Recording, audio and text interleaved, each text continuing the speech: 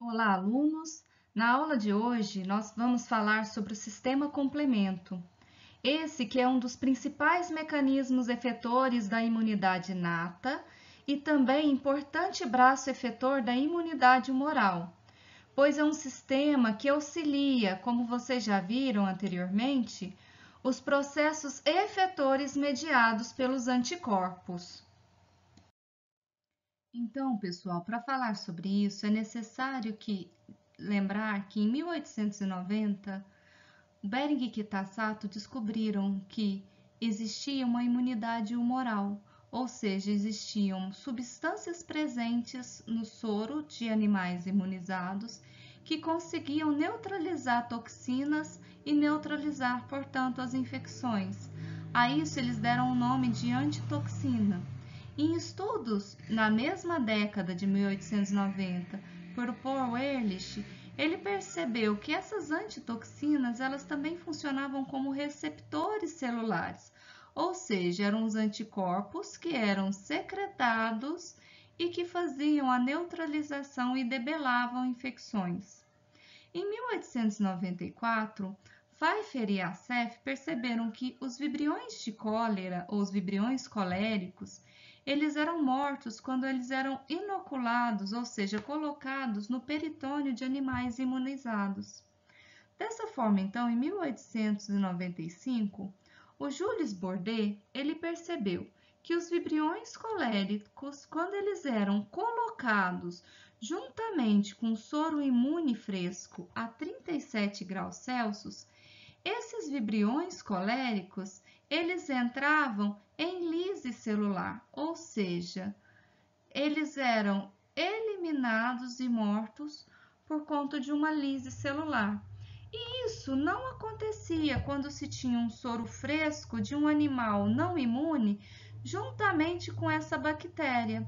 Quando isso acontecia e ele colocava também a 37 graus Celsius, não acontecia a lise. E aí o que ele fez então? Ele pegou o soro imune e aqueceu a 56 graus por 30 minutos. Dessa forma, misturando esse soro que tinha anticorpos junto com a bactéria, ele aguardou para ver e percebeu que esse soro imune, quando era aquecido, também perdia a capacidade lítica. Entretanto, quando ele misturava o soro fresco mais o soro fresco de um animal não imune, ou seja, que não tinha anticorpo, mais o soro imune inativado pelo calor, juntamente com a bactéria, ele percebeu que restaurava a lise, ou seja, essas bactérias eram novamente danificadas. Com isso, ele chegou à conclusão de que para a reação ocorrer, para ser efetiva, dependia a lise de dois fatores. O primeiro fator é um fator termoestável, e esse fator termoestável ele era específico, que ele já sabia que eram os anticorpos, porque os anticorpos, mesmo aquecidos, eles tinham a capacidade de aglutinar as bactérias, ou seja, eles não perdiam o seu poder de estabilidade e de ação. Entretanto, tinha um outro fator que ele chamou de fator termolábio, que não era específico, porque ele estava presente no soro fresco de animais não imunes e conseguia restaurar a lise dos anticorpos. Esse fator termolábio e não específico, ele falou que auxiliava a resposta dos anticorpos, então ele era um complemento à resposta. Daí surgiu o sistema complemento. Mas então o que é o sistema complemento? Esse sistema ele consiste em várias proteínas plasmáticas que trabalham juntas para opsonizar os micro-organismos, promover o recrutamento de fagócitos para o local da infecção e, em alguns casos, matar diretamente os micro-organismos. Essas moléculas, elas correspondem de 5 a 10% das proteínas presentes no soro e podem estar também presentes na superfície das células do hospedeiro. E como eles são nomeados? É importante saber que a nomenclatura do sistema complemento, cada fragmento vai se iniciar com a letra C. E essa letra C, ela vai ser seguida de números. E geralmente esses números vão de 1 a 9. C1 a C5 vão ser proteases. O que isso quer dizer? Quer dizer que de C1 a C5, essas proteínas elas vão ter a capacidade também de quebrar outras proteínas. Então, a ativação vai transformar proenzimas em enzimas funcionais. Como assim? A ativação de um componente dessa cascata vai fazer com que esse componente se torne uma enzima. E ele vai ser enzima do componente que vai vir depois na sequência. E sempre vai produzir dois fragmentos, um menor e um maior. Geralmente, o fragmento menor, ele tem uma letrinha A. Então, se for o menor, vai ser C3A, porque o C3 foi quebrado. E o maior vai ser com a letrinha B. Então, o C3 é quebrado em C3A e C3B. Se for C5, C5A, C5B, C4, C4A, C4B. A única diferença nesses fragmentos no tamanho é em relação ao componente C2, onde o componente maior é o C2A e o componente menor é o C2B. E nós vamos ver isso daqui a pouco. Já os componentes de C6 a C9, eles têm a capacidade de formar um polímero, ou seja, um buraquinho na membrana. E no final, esse poro na membrana que vai ser formado, na membrana da bactéria, vai levar à lise celular. Como assim a lise celular? Como vocês percebem, esse poro formado, ele vai permitir que o líquido extracelular entre para dentro da célula. Então, ela pode explodir por lise osmótica. Então, em relação às funções dessas proteínas, elas podem se ligar ao complexo antígeno-anticorpo, podem se ligar às estruturas de carboidrato presentes nas superfícies microbianas, podem ser enzimas ativadoras, que vão clivar outras proteínas, podem ser proteínas ligantes de membrana, ou seja, opsoninas, podem ser peptídeos que vão mediar o processo inflamatório, ou até mesmo proteínas que vão atacar, ou seja, serem proteínas que vão fazer poros nas membranas das células microbianas. Podem também ser receptores do complemento presentes nos fagócitos ou até mesmo proteínas reguladoras do complemento. Então, quem produz as proteínas do sistema complemento? Elas são, pessoal, sintetizadas em sua maior parte por células hepáticas, que vão produzir os produtos C3, C6, C8 e também o fator B. Já os macrófagos, eles vão sintetizar C2, C3, C4, C5 e os fatores B, D, P e I. Já os grânulos dos neutrófilos, eles também vão poder armazenar C6 e C7, ou seja, quando esses grânulos são liberados num processo infeccioso, eles já vão estar contendo C6 e C7 prontos para serem usados. Mas então, como que esse sistema é ativado? Se são proteínas que fazem parte do sistema imuninato do organismo, se elas já estão presentes. Como que se ativa? O sistema complemento ele vai ser ativado após a invasão por agentes agressores. Ou seja, os produtos ativados do sistema complemento, eles vão se ligar de maneira covalente, ou seja, irreversível, na superfície celular de micro-organismos como vírus, bactérias e fungos, mas podem se ligar também aos complexos antígeno-anticorpo, porque se liga aos anticorpos desde que esses estejam ligados aos patógenos ou a outros antígenos, como as toxinas. Os produtos do complemento também podem ser ativados e se ligar aos corpos apoptóticos, ou seja, nas células do hospedeiro que entraram em morte celular programada, auxiliando então na limpeza e até mesmo na fagocitose desses corpos apoptóticos. Essa ativação do complemento, ela vai envolver, como eu já falei para vocês, proteínas que entram em cascatas proteolíticas. Por que cascatas proteolíticas?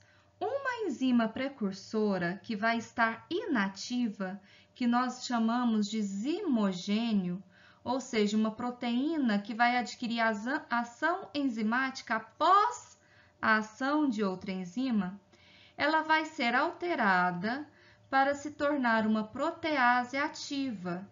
E dessa forma, essa protease ativa vai clivar, ou seja, induzir a atividade proteolítica na próxima proteína do complemento, nessa cascata. Então, cascatas enzimáticas desse tipo resultam em uma significativa amplificação da quantidade de produtos proteolíticos que vão ser gerados. Porque, através de uma proteína, inúmeras outras proteínas são também formadas. Então, vocês não podem esquecer desse nome que é zimogênio, ou seja, proteína que vai ter uma ação enzimática após a ação de outra enzima. Então, vejam aí essa cascata que eu coloquei para vocês tentarem entender. Esses sistemas de proteína, eles funcionam desta forma. Eles vão estar sendo clivados numa quantidade pequena, mas a partir do momento em que surge um agente agressor, eles vão ter uma grande amplificação. Olha o que está acontecendo nessa cachoeira, nessa cascata. Ela estava num fluxo normal, até entrar um agente estressor, que no caso foi a chuva, e de repente esta água se multiplica em quantidade. Então, é a mesma coisa que acontece com essas proteínas do complemento. Normalmente, elas estão inativas. Entretanto, após a ativação por meio de um agente agressor, elas vão iniciar essa reação em cascata. Em coagulação, nós também chamamos de reação em cascata, porque uma molécula vai ativando, por consequência, as outras.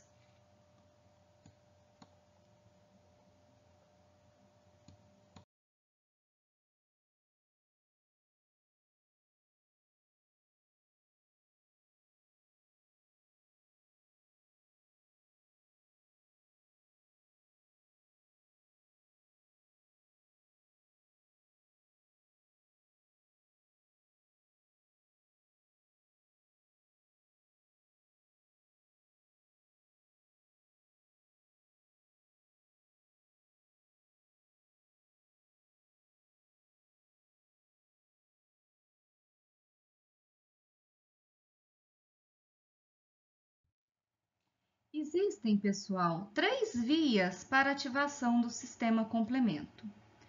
A primeira via, ela não é a mais antiga filogeneticamente, entretanto, é a via que foi descrita pelo Jules Bordet, que é uma via relacionada à imunidade adaptativa. Nós chamamos essa via de via clássica, porque ela foi a primeira a ser descrita. E ela está relacionada com a imunidade adaptativa porque ela é ativada por anticorpos. Os anticorpos que vão ativar vão ser IgG1, IgG3 e IgM. Mas esses anticorpos, eles precisam estar ligados aos antígenos. Já a segunda via que foi descoberta, ela é filogeneticamente a via mais antiga do sistema complemento. E ela vai ser ativada na superfície das células dos micro-organismos na ausência de anticorpos. E por isso ela é chamada de via alternativa. A via que foi descoberta mais recentemente é chamada de via da lectina.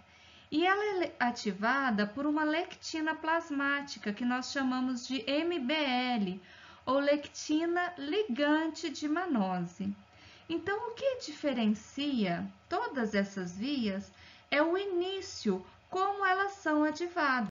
Então, pessoal, todas as três vias, apesar de começarem de maneiras distintas, vão levar a um componente essencial, que é quebrar ou clivar a proteína C3.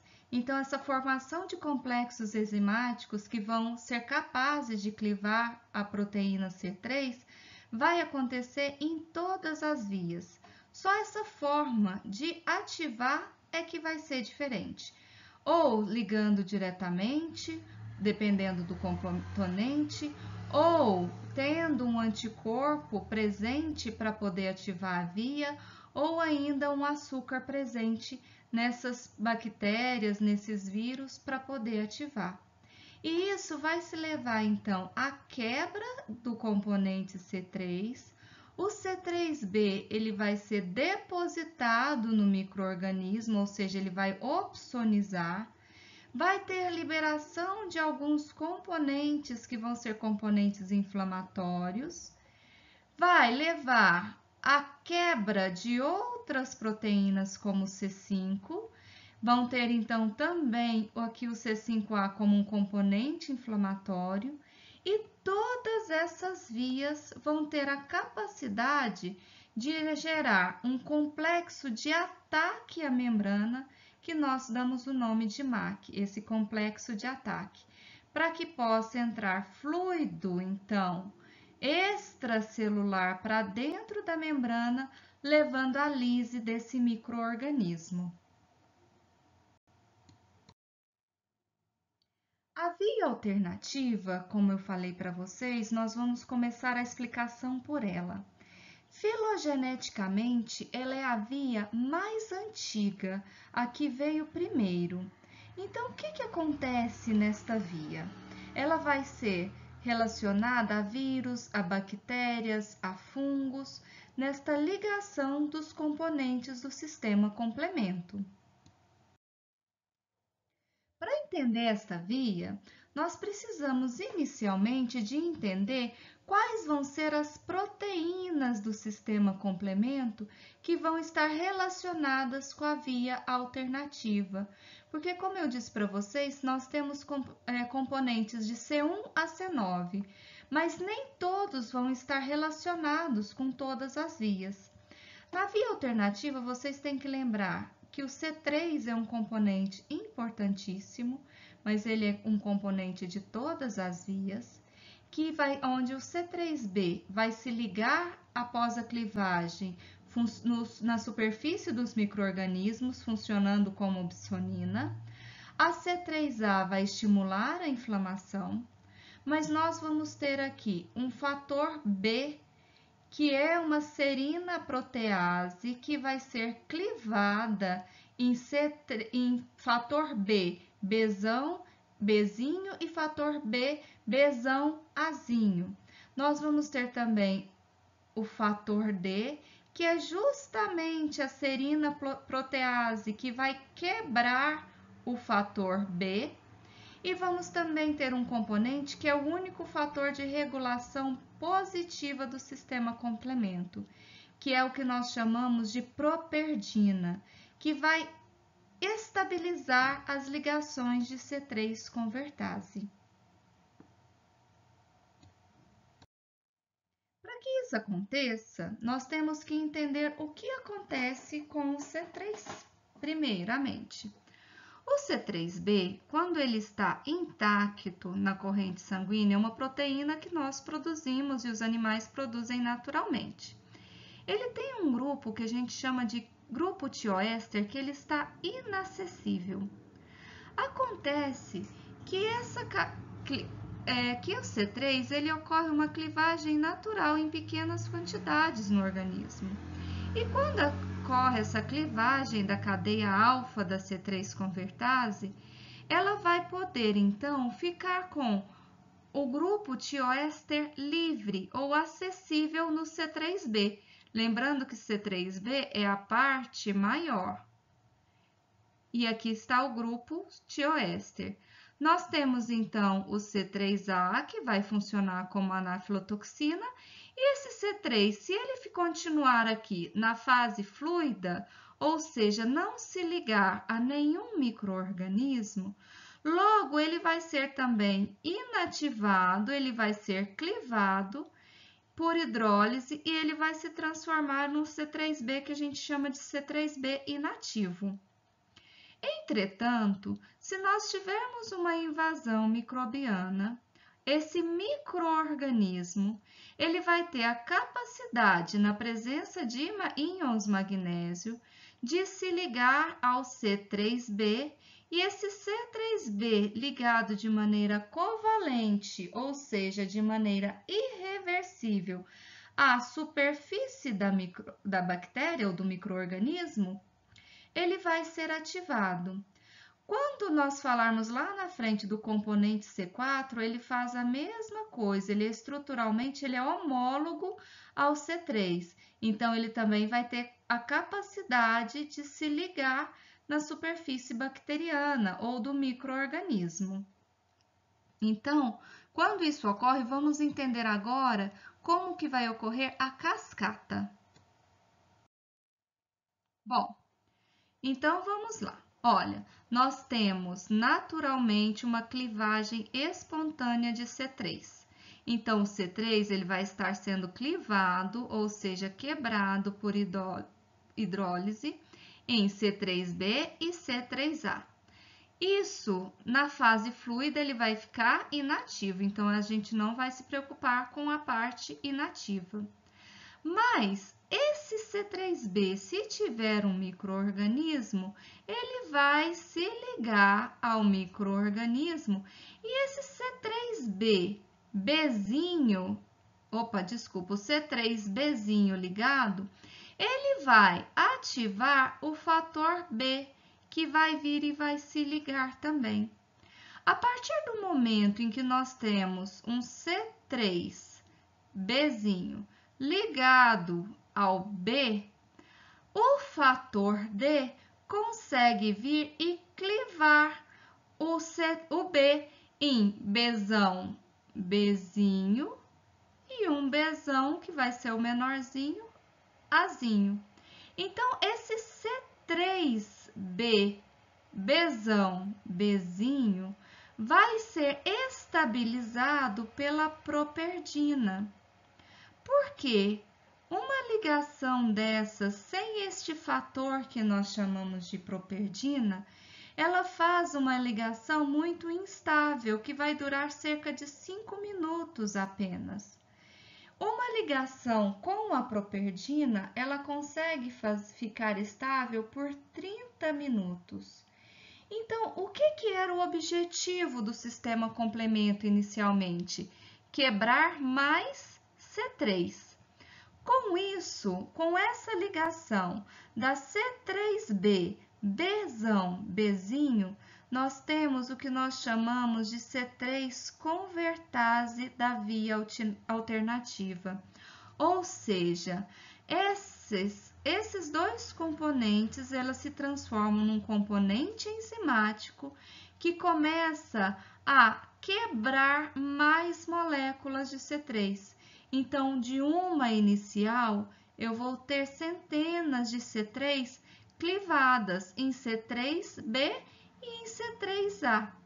Esse C3b vai poder se ligar novamente na superfície do microorganismo, formando novas C3 convertases também, amplificando então a reação. Mas aí vocês podem me fazer uma pergunta, que eu vou até colocar agora para vocês. Então, o que ocorre se a C3-convertase for formada em células de mamíferos? Bom, então se o complexo C3b, Bzão, Bzinho, for formado sobre as células de mamíferos, ele será rapidamente degradado e a reação será finalizada pela ação de diversas proteínas reguladoras que vão estar presentes nas células dos mamíferos. A ausência de proteínas reguladoras nas células microbianas é o que permite a ligação e a ativação da C3-convertase da via alternativa nessas células desses micro-organismos. Já os corpos apoptóticos, eles também têm ausência dessas proteínas reguladoras, mas para inibir a ativação excessiva do sistema complemento, eles podem convocar proteínas reguladoras que vão estar presentes nos fluidos corporais.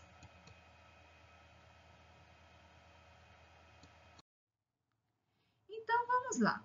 Eu acho que vocês entenderam o que acontece com a quebra, com a ligação do fator B formando a C3-convertase, onde nós vamos ter uma molécula, uma enzima, um complexo enzimático que vai quebrar muito C3 em C3A e em C3B. E esse C3, eu falei para vocês que eles podem se ligar novamente, então, na superfície bacteriana para formar novamente outra C3-convertase.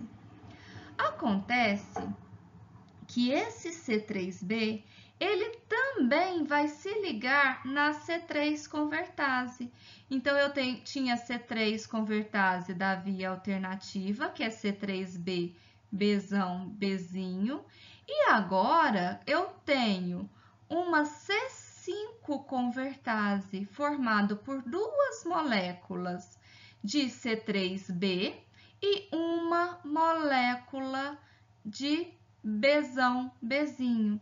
Ou seja, quando há essa ligação, esse complexo enzimático, ele consegue, então, formar uma C5-convertase que vai dar início à fase final da ativação do complemento, porque vai quebrar C5 em C5b e C5a. Então, todas as vias eu vou parar neste ponto, do início da fase final da ativação, porque o final é igual para todas as vias, só até a formação da C5-convertase é que é diferente.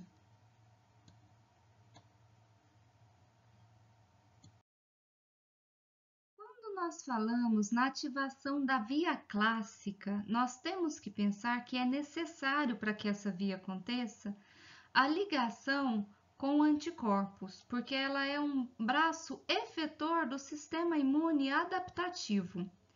Mas para isso, nós temos que perceber que, além do componente C3, que nós vimos e acabamos de ver na via alternativa, que é importantíssimo para todas as vias, nós vamos ter também outros componentes relacionados ao sistema complemento.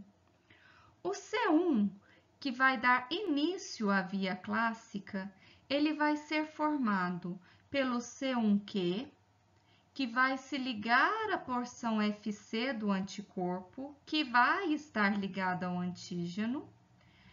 O C1R, que vão ser duas moléculas que formam uma serina protease e que vai clivar o C1S, que é uma serina protease que cliva os próximos C4 e C2. Então, nós temos, além do C1, do componente C1, que é esse componente maior, nós temos também o componente C4, onde o C4b vai se ligar de maneira covalente à superfície do microorganismo. O C4b vai ligar a C2 para ativar a clivagem do C1s. E o C4A vai estimular a inflamação, porque ele é uma anafilotoxina, ou seja, recruta células. E nós temos também o componente C2.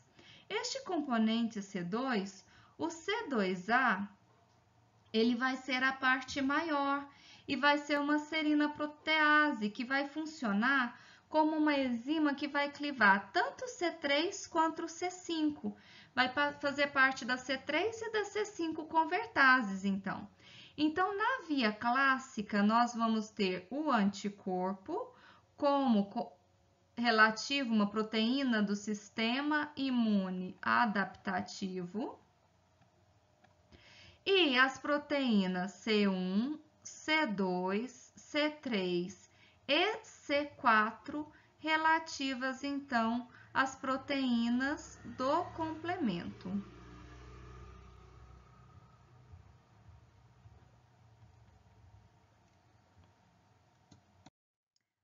Então, esta, pessoal, é uma molécula de C1.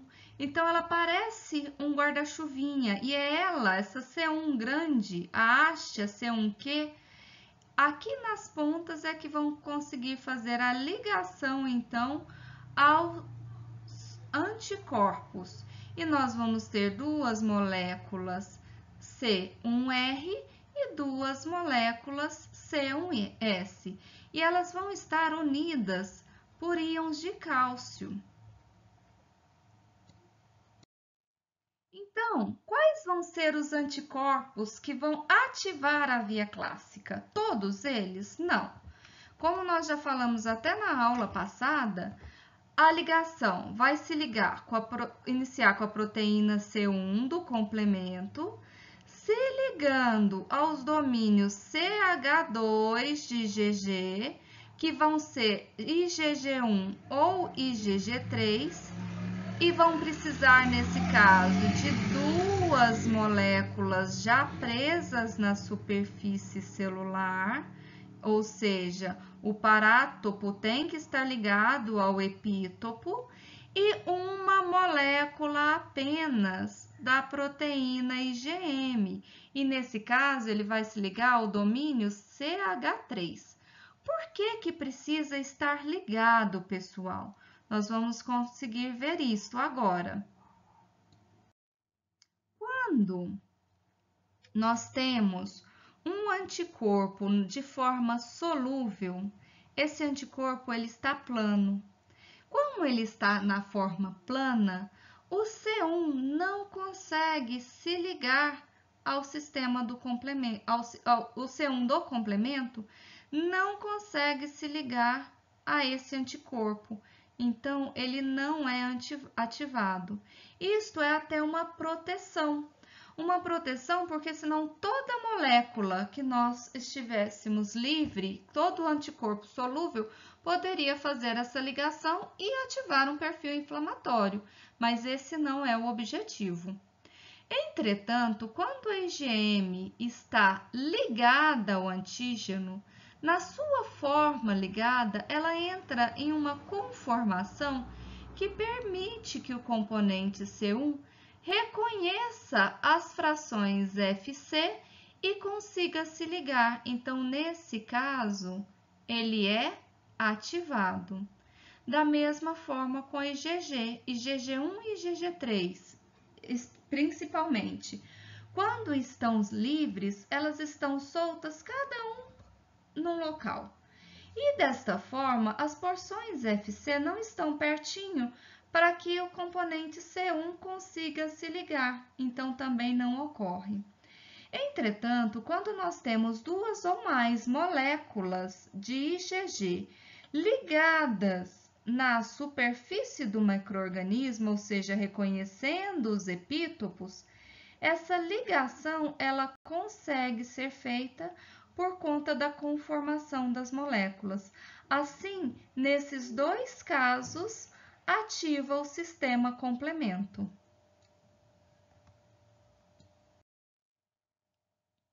Então, como que acontece na via clássica? Aqui nós vamos ter que preocupar porque não vão ser todos os componentes que estavam presentes na via alternativa. Ela começa então com o patógeno invadindo um organismo pela segunda vez, ou na fase final da resposta, onde nós já vamos ter anticorpos presentes. Então, vai ter o reconhecimento pelos anticorpos do patógeno. Então, essa proteína C1 do complemento vai se ligar e reconhecer, então, o anticorpo. Com isso, com essa ligação de C1 aos anticorpos, nós vamos ter agora a proteína C4. Percebam que não é na ordem, não é C1, C2, C3, C4, não. Aqui primeiro é o C1, depois a proteína C4 do complemento, ela vai se ligar após a clivagem. Então, o componente C1, ele vai quebrar C4 em C4A, que é a anaflotoxina, que é o pequenininho, e quebrar em C4B. Esse C4B vai se ligar da mesma forma que o C3 na superfície do micro-organismo. Depois disso, isso é uma oportunidade para o C2 se ligar ao C4. Então, o C2 se ligando ao C4, ele também vai ser quebrado. Agora, em C2B, que é o pequenininho, e o C2A, que vai ser a molécula maior. Isso ocorre na presença de íons magnésio. Então, nós temos agora a C3 convertase, que é diferente da C3 convertase da via alternativa. A C3 convertase, então, aqui é C4B, C2A. E se ela é uma C3 convertase, o que ela vai fazer? Vai quebrar C3. Quebrando C3, vai quebrar em C3B e C3A. O C3B, pessoal, nesse caso, ele pode tanto se ligar ao micro-organismo, e aí ele ativa também e amplifica a reação, até mesmo pela via alternativa, formando com o fator B a C3 convertase, quanto também ele pode se ligar na C3 convertase, que é C4B, C2A da via clássica, e formar uma C5 convertase, que vai da mesma forma quebrar C5 em C5A, que é a anaflotoxina, e C5B. Com isso, pessoal, nós vamos dar início à fase final da ativação do complemento pela via clássica. Então, nós também vamos parar na C5 convertase. Então, em relação à terceira via, que nós chamamos de via da lectina, apenas o início é que vai ser diferente da via clássica. Diferente por quê? Na via da lectina, nós vamos ter a presença de lectinas, que vão poder ser tanto a lectina ligante de manose, que vai reconhecer manose, ou seja, resíduo desse carboidrato na superfície dos micro-organismos, ou a ficolina, que vai ser uma lectina que reconhece resíduos de N-acetilglicosamina, que vão estar presentes nos micro-organismos, mas não nas células dos mamíferos. Essa molécula MBL ou a ficolina, ela é muito parecida com a C1 da via clássica. Só que aqui nós vamos ter as MASPs, que vão ser as serinas proteases, que vão quebrar C4 e C2. Então, aqui, ao invés de ter C1, nós temos a MBL ou a ficolina. Vamos ter o componente C2, o componente C4 e também o componente C3. Então, só para vocês verem que tanto a ficolina, que tem MASP1 e MASP2, quanto a MBL, que é a lectina ligante de mannose, que é MASP1 e MASP2, vão se ligar de maneira direta nos pumps ou dos resíduos de mannose ou de N-acetilglicosamina na parede da superfície microbiana, da mesma forma que a C1 da via clássica estava se ligando aos anticorpos. Então, a via, ela se começa dessa forma, com essa ligação direta. Então, aqui nós temos até o vírus HIV, que vai ter glicanos ricos em mannose, onde esse MBL, ou a lectina ligante de mannose, vai conseguir fazer esse reconhecimento. E após isso, então, nós vamos ter o C4 sendo clivado em C4b, o C2 sendo clivado em C2A, lógico, com C2B também, e o C4A, fazendo essa ligação C4B, C2A, que vai ser a C3 convertase, igualzinho na via clássica.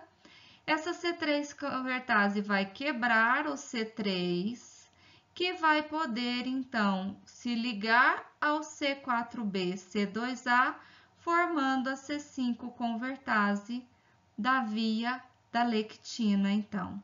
Lembrando que o C3 clivado pode sempre voltar a se ligar e, desta forma, se ele se liga, ele ativa a via alternativa.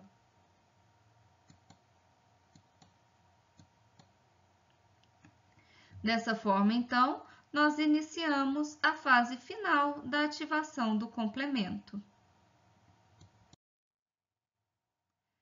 As fases tardias, então, pessoal, é comum a todas as vias e elas vão se formar a partir do início da C5 convertase e todas elas vão fazer o complexo de ataque à membrana, que a gente chama de MAC.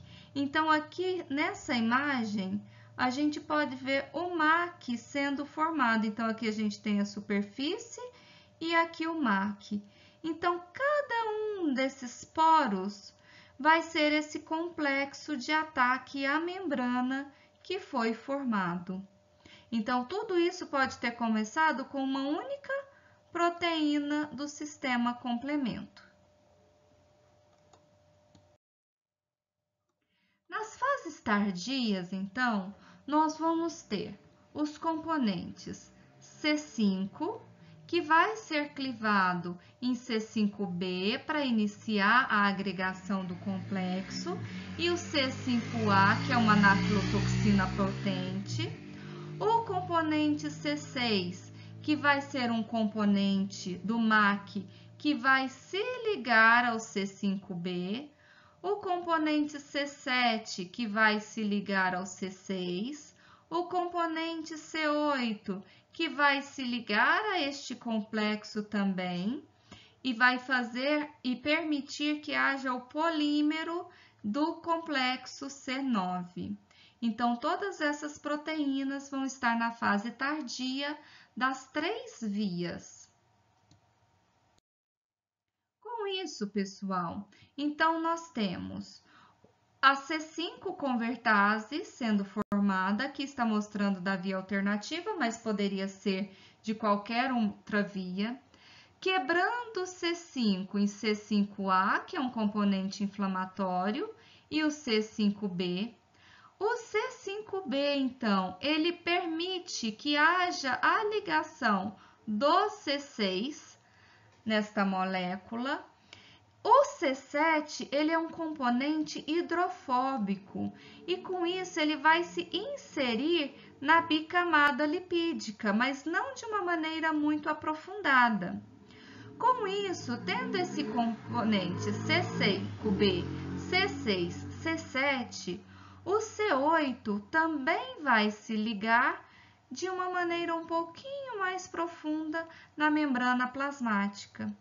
Com isso, esse componente aqui ele tem uma capacidade limitada para lisar a célula. Entretanto, quando uma estrutura que é muito parecida com a perforina, que é o poliC9, que é estruturalmente homólogo à perforina das células NK e dos linfócitos T citotóxicos, ela vai se juntar e vai conseguir fazer um poro na membrana. Com isso, vai ter um influxo de líquido celular, levando à lise celular. Então, esta fase tardia é comum a todas as vias. Aqui, só para vocês terem a ideia da quantidade de poros que se faz na membrana, então, do micro-organismo. Então, com isso, esse componente, o MAC, que é o complexo de ataque à membrana, consegue levar à lise celular. Aqui, pessoal, apenas um vídeo para vocês entenderem melhor como isso ocorre. A ativação do sistema do complemento ocorre nas superfícies, como a superfície de uma bactéria, como mostrado. Neste exemplo, a ativação do complemento é iniciada por anticorpos que se ligam aos antígenos da superfície celular bacteriana. O complexo C1 do complemento, formado por uma molécula de C1Q, duas moléculas de C1R e duas moléculas de C1S, liga as moléculas de anticorpo agregadas na superfície das bactérias. A ligação de C1 aos anticorpos resulta na ativação cruzada da proteólise das proteases C1R e C1S. A forma ativa de C1S cliva e ativa a proteína C4 do complemento, liberando um pequeno fragmento peptídico, o C4A, que atua como uma anafilotoxina. Os grandes fragmentos restantes, o C4b, que contém uma ligação lábio-tioéster, ligam-se covalentemente à superfície da bactéria pela formação de ligações éster ou amida. A proenzima C2 liga-se ao C4b e então é clivada pela C1S ativada, liberando um pequeno peptídeo, o C2b. Isso leva à produção de uma nova protease, a C4b-C2A, também conhecida como a via clássica do complemento da convertase C3. A enzima C4b-C2A se liga ao C3, clivando-o para liberar outro peptídeo, anafilotoxina, o C3A, ao passo que o fragmento C3b, que também contém uma ligação tioéster lábio, se liga à superfície bacteriana próxima ao complexo C4b-C2A e se associa com a C4b-C2A para criar a protease C4b-C2A-C3b, que é uma convertase C3-C5. Muitas moléculas de C3 podem ser clivadas pela convertase C3-C5, liberando muitas moléculas de C3A. Muitos dos fragmentos C3b resultantes são capazes de se ligar covalentemente à superfície bacteriana, recobrindo-a com muitas moléculas de C3b que podem induzir a fagocitose da bactéria. A convertase C3-C5 também cliva e ativa a C5. Novamente, o pequeno fragmento peptídico liberado por esta clivagem, o C5A, é uma potente anafilotoxina e é também o mais importante quimioatraente derivado do sistema do complemento. O fragmento grande, o C5b, atua iniciando a formação do complexo de ataque à membrana, o estágio terminal da cascata do complemento. Nesse processo, o C5b se associa com o C6 e o C7. O C5b por si só não se associa à membrana e a molécula C7 permite que este complexo se insira na membrana da célula bacteriana. O C8 também se liga ao complexo C5b, C6, C7 e se insere na membrana celular. O complexo C5b, 6, 7, 8 catalisa a união de moléculas C9 para criar poros cilíndricos que atravessam a membrana celular. Os poros rompem o equilíbrio iônico e o balanço osmótico, matando a célula bacteriana.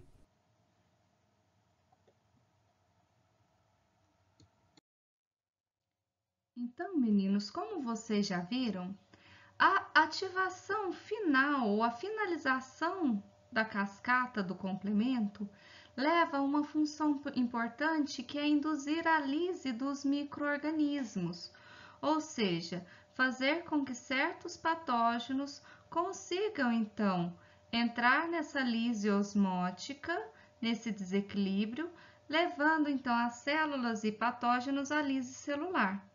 Entretanto, vocês perceberam também que todas as vias vão produzir C3 convertase e esse C3 vai se ligar à superfície do microorganismo e liberar C3A.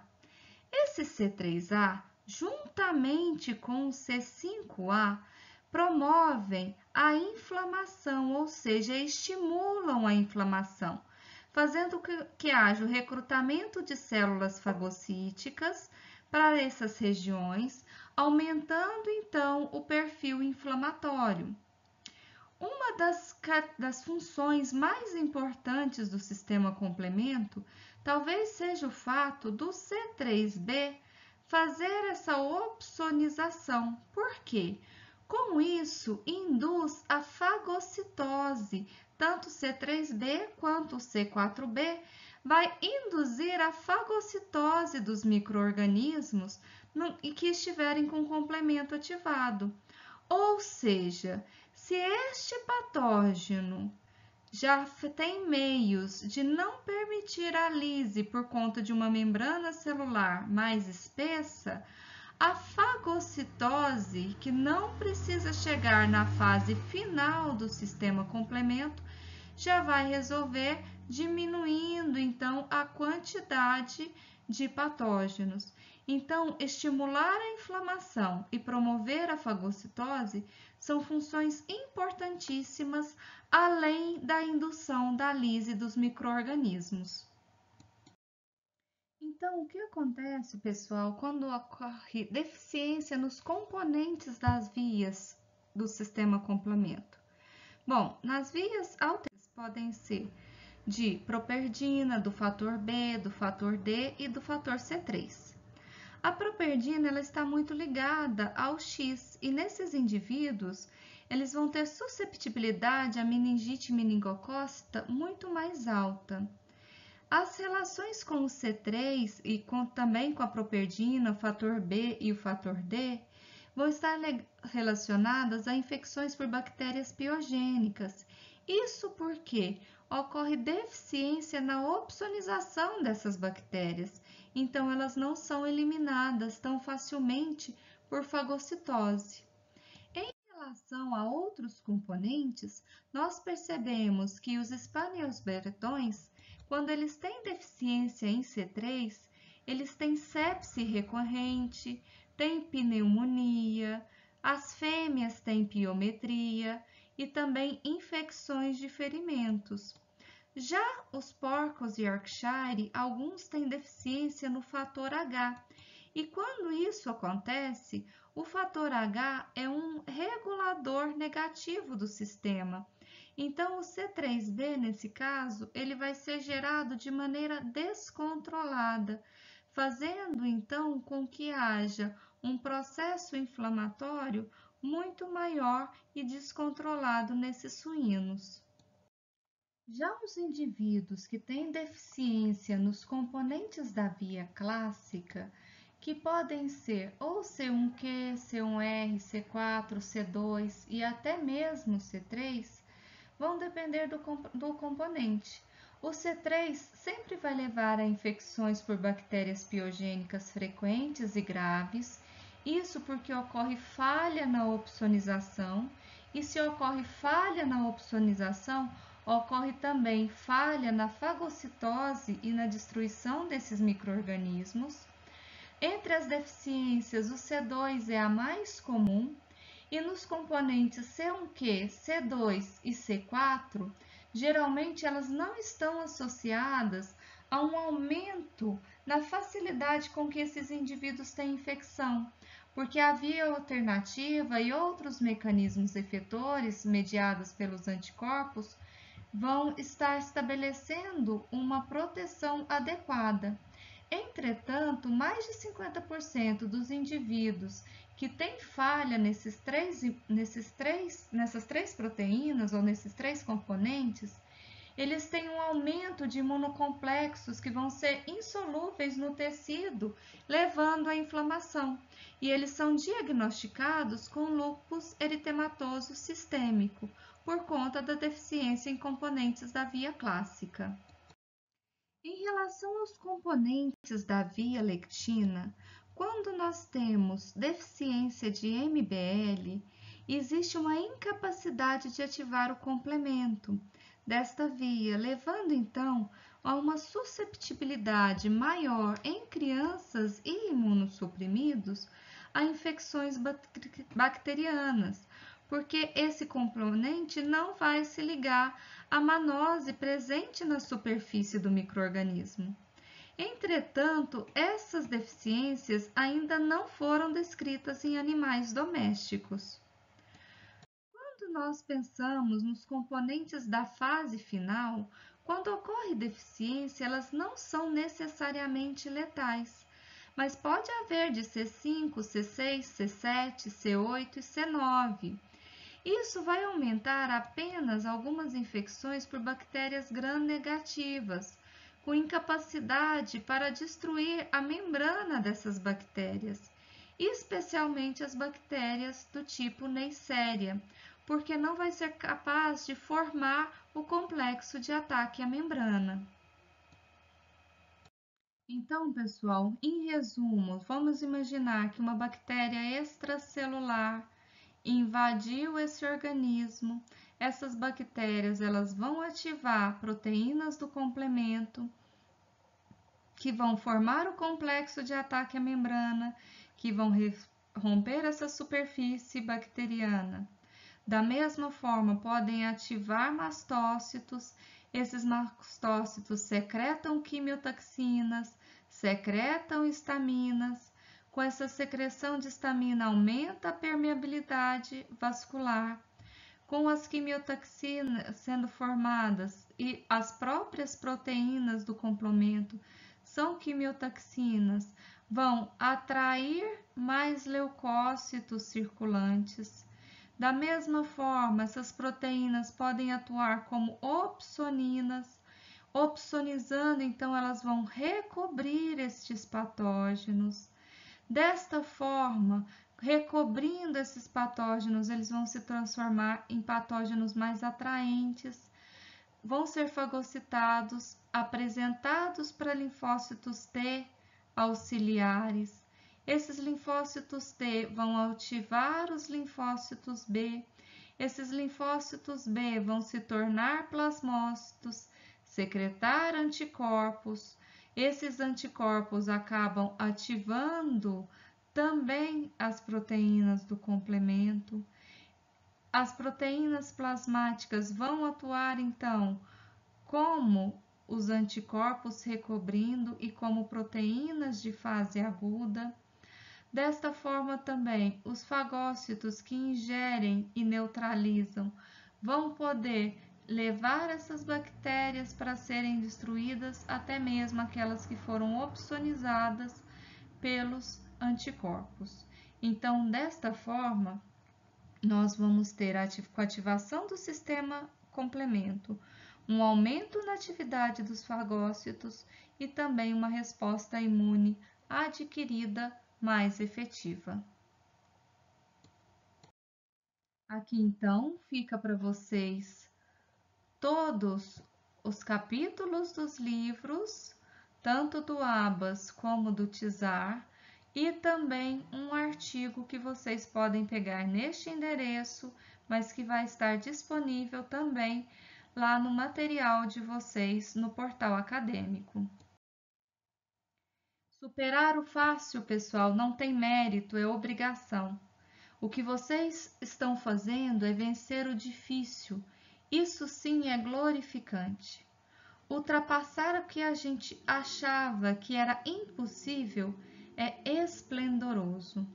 E eu estou esperando vocês para retirarem as suas dúvidas no Hangout.